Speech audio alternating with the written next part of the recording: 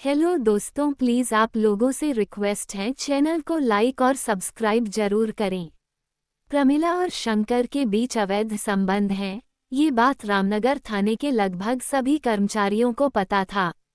मगर इन सब से बेखबर प्रमिला और शंकर एक दूसरे के प्यार में इस कदर खो गए थे कि अपने बारे में होने वाली चर्चाओं की तरफ जरा भी ध्यान नहीं जा रहा था।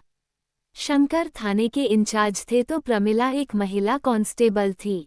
थाने के सर्वेसवा अर्थात इंचार्ज होने के कारण शंकर पर किसी इंस्पेक्टर, हवलदार या स्टाफ की उनके सामने छू तक करने की हिम्मत नहीं होती थी।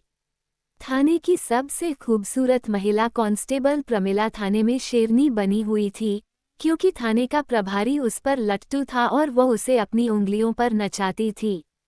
जिन लोगों के काम शंकर करने से मना कर देते थे, वे लोग प्रमिला से मिलकर अपना काम करवाते थे। प्रमिला और शंकर के अवैध रिश्तों से और कोई नहीं मगर उनके परिजन जरूर परेशान थे। प्रमिला एक बच्चे की मां थी तो शंकर का बड़ा बेटा इस वर्ष कक्षा 10वीं की परीक्षा दे रहा था। मगर कहते हैं न कि प्रेम जब परवान चढ़ता है तो वो खून के रिश्तों तक को नजरअंदाज कर देता है।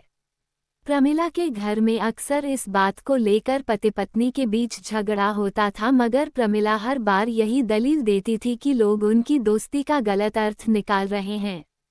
थाना प्रभारी जटिल केस के मामलों में या जहां महिला कांस्टेबल का होना बहुत जरूरी होता है तभी उसे दौरों पर अपने साथ ले जाते हैं। थाने की बाकी महिला कांस्टेबलों को यह मौका नहीं मिलता है, इसलिए वे लोग मेरी बदनामी कर रहे हैं। यही हाल शंकर के घर का था, मगर वे भी बहाने और बातें बनाने में माहिर थे। उनकी पत्नी रोधों कर चुपचाप बैठ जाती थीं। शंकर किसी न किसी केस के बहाने शहर से बाहर चले जाते थे और अपने साथ प्रमिला को भी ले जाते थे। अपने शहर में वे दोनों बहुत कम बार साथ साथ दिखाई देते थे ताकि उनके अवैध प्रेम संबंधों को किसी को पता न चले। लेकिन कहते हैं न कि खांसी और प्यार कभी छिपाए नहीं छिपता, इनके साथ भी यही हो रहा था। एक दिन शाम को प्रमिला अपने प्रेमी शंकर के साथ एक फिल्म देखकर रात देर से घर पहुंची तो उसके पति ने हंगामा खड़ा कर दिया। दोनों में जमकर हंगामा हुआ। प्रमिला के घर में घुसते ही अमित ने गुस्से से कहा, प्रमिला, तुम्हारा चाल चलन मुझे ठीक नहीं लग रहा है। पूरे मोहल्ले में तुम्हारे और डीएसपी शंकर के अवैध संबंधों के चर्चे हो रहे हैं। तुम्हें शर्म आनी चाहिए। एक बच्चे की मां होकर तुम किसी पराये मर्द के साथ गुलछर्रे उड़ा रही हो। अमित की बात बीच में ही काटती हुई प्रमिला ने शेरनी की दहाड़ती हुई बोली, अमित, बस करो, मैं अब और नहीं सुन सकती। तुम मेरे पति होकर मुझ पर ऐसे घिनौने लांछन लगा रहे हो, तुम्हें शर्म आनी चाहिए। मेरे और थाना प्रभारी के बीच दोस्ताने रिश्ते हैं। कई बार जटिल और महिलाओं से संबंधित मामलों में जब दूसरी जगह जाना पड़ता है तब वे मुझे अपने साथ ले जाते हैं, जिसके कारण बाकी के लोग मुझसे जलते हैं और मुझे बदनाम करते हैं। अमित, तुम्हें एक बात बता दूं कि तुम्हारी ये 2 टके की मास्टर की नौकरी से हमारा घर नहीं चल रहा है। तुम्हारी तनख्वाह से तो राजू के दूध के 1 महीने का खर्च भी नहीं निकलता है, समझे? फिर तुम्हारे बूढ़े मामपिता भी तो हमारी छाती पर बैठे हुए हैं, उनकी दवाओं का खर्च कहाँ से आता है, ये भी सोचो। अमित, पैसे कमाने के लिए कड़ी मेहनत करनी पड़ती है, कई पापड़ बेलने पड़ते हैं। थाना प्रभारी के साथ मेरे अच्छे संबंधों की बदौलत मुझे ऊपरी कमाई में ज़्यादा हिस्सा मिलता है, फिर मैं उनके साथ अक्सर दौरे पर जाती हूँ तो तब टीए आदि का मोटा बिल भी बन जाता है। ये सब मैं इस परिवार के लिए कर रही हूँ। तुम कहो तो मैं नौकरी छोड़कर घर पर बैठ जाती हूँ, फिर देखती हूँ तुम कैसे घर चलाते हो। अमित ने ज्यादा बात बढ़ाना उचित नहीं समझा। वह जानता था कि प्रमिला से बहस करना बेकार है। वह प्रमिला को जब तक रंगे हाथों नहीं पकड़ लेता तब तक वह उस पर हावी ही रहेगी। अमित के बुजुर्ग पिता ने भी उसे चुप रहने की सलाह दी। वे जानते थे कि घर में अगर रोजाना कलह होते रहेंगे तो घर का माहौल खराब हो जाता है और घर में सुख शांति भी नहीं रहती है।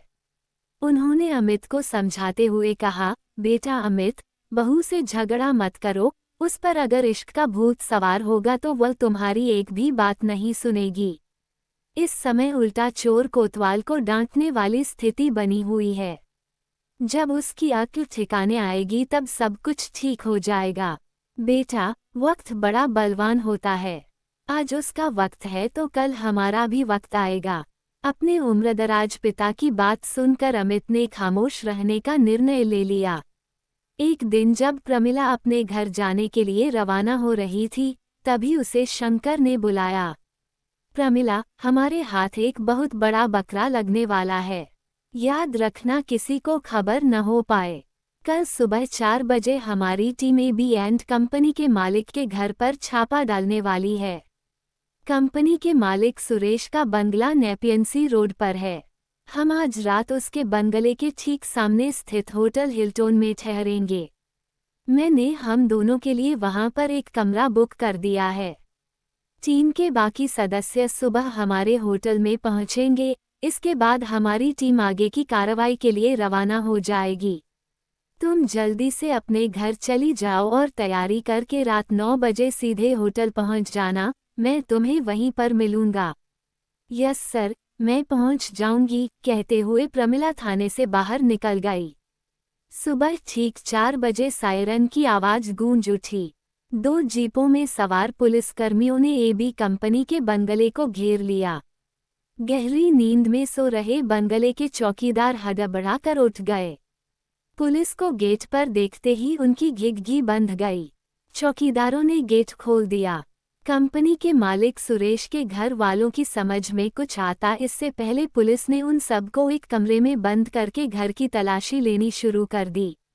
प्रमिला को सुरेश के परिवार की महिला सदस्यों को संभालने का जिम्मा सौंपा गया था।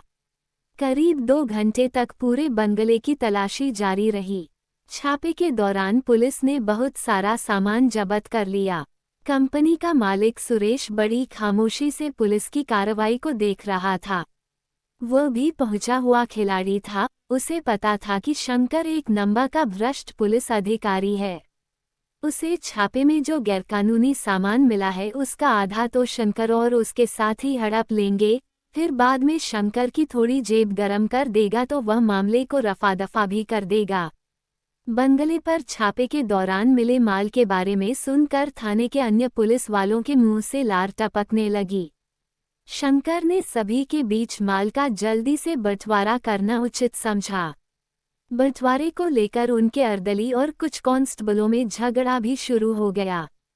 शंकर ने अपने अर्दली और अन्य कांस्टेबलों को समझाया मगर उनके बीच लड़ाई कम होने के बजाय बढ़ती ही गई।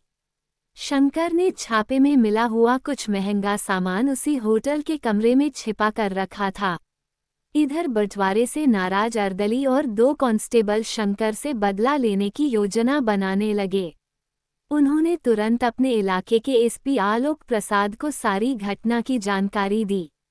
उन्हें ये भी बताया कि शंकर और प्रमिला हिल्टन होटल में रुके हुए हैं।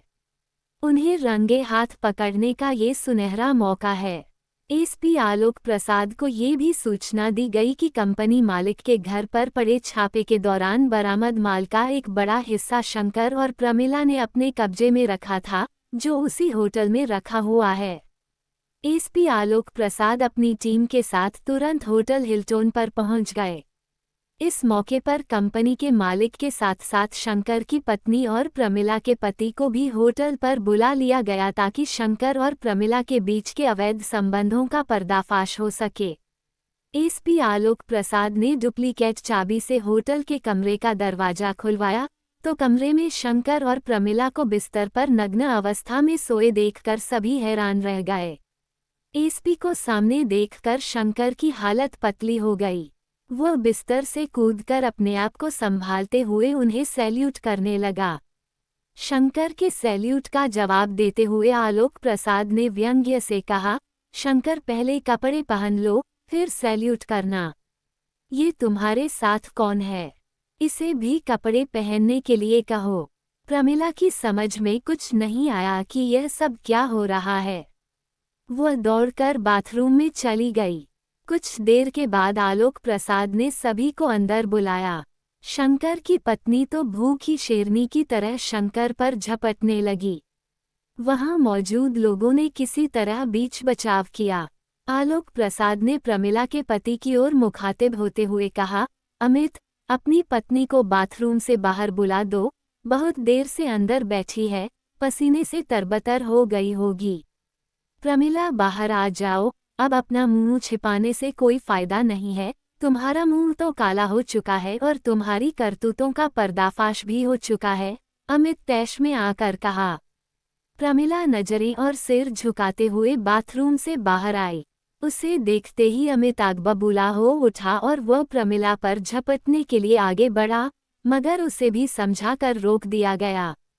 अमित, अब पुलिस अपना काम करेगी, इन दोनों को इनके अपराधों की सजा जरूर मिलेगी, कहते हुए आलोक प्रसाद शंकर के करीब पहुंचे और उनके कंधे पर हाथ रखते हुए बोले, शंकर, कंपनी मालिक के घर छापे के दौरान जब्त माल कहाँ है? जल्दी से बाहर निकालो, कोई भी सामान छिपाने की तुम्हारी कोशिश नाकाम होगी, क्योंकि इस वक्त हमारे बीच कंपनी का मालिक भी मौजूद है। शंकर ने प्रमिला को अंदर से बैग लाने को कहा। प्रमिला चुपचाप एक बड़ा सूटकेस लेकर आई। भारी भरकम सूटकेस देखकर आलोक प्रसाद ने एक इंस्पेक्टर से कहा, सूटकेस अपने कब्जे में ले लो और इन दोनों को पुलिस स्टेशन लेकर चलो। अब आगे की कार्रवाई वहीं होगी। सिर झुकाए हुए शंकर और प्रमिला एक कांस्टेबल के साथ कमरे से बाहर निकल गए हैं। एसपी आलोक प्रसाद शंकर और प्रमिला को रोककर बोले, आप दोनों एक बात याद रखना, जो आदमी अपने परिवार को धोखे में रखकर उसके साथ अन्याय करता है, अनैतिक संबंधों में लिप्त होकर अपने परिवार की सुख शांति भंग करता है और जो अपनी नौकरी के साथ बेईमानी करता है, उसे एक न एक दिन बहुत बड़ी कीमत चुकानी पड़ती है। वे दोनों सिर झुकाए चुपचाप खड़े थे। उन्हें पता था कि अब आगे न सिर्फ उनकी नौकरी छिन जाएगी, बल्कि जेल भी जाना होगा। लालच और वासना ने दोनों को मुंह दिखाने लायक नहीं छोड़ा था। कहानी अच्छी लगी तो चैनल को लाइक और सब्सक्राइब जरूर करें। धन्यवाद।